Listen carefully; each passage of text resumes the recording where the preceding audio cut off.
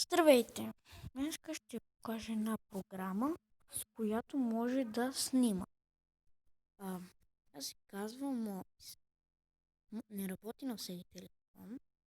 Значи, как може да се вземе? Идвате в Google Play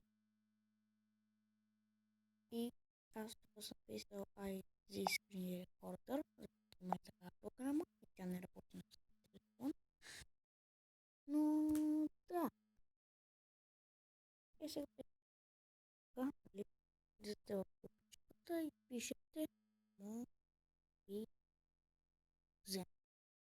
И или натискате лъчка и после идвате на Mobizen, скрие рекорд. Инсталирате. Трябва да изпълните някои стъпки. Аз не ги изпълних, не знам защо. Таблета ми не стана и тя има телефон, като ми е много гадно, но да, много е хубава програмата. Хубаво е за едитване и предото ни има такова. Да.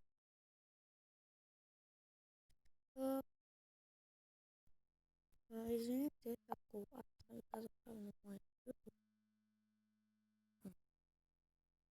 Моя YouTube е Георги Донов. Да.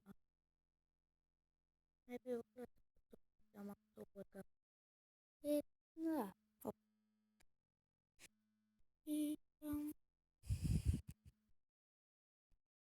отидете на Instagram, може да ми следвате Instagram. И много се извинявам за качеството му. Втория, просто аз съм много на първия път. И да. Така, не знам какво направя. И да, мога да покажа как се инсталират песни. То не е толкова трудно. Това ще го направя след това. Ще е окей или или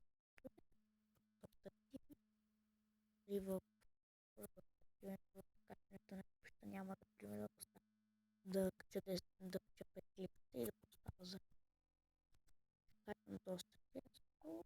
Обещавам ви, ще инсталирам някои игри, ще ми не плаща. И да. И виждам хора, аз ще спирам записа и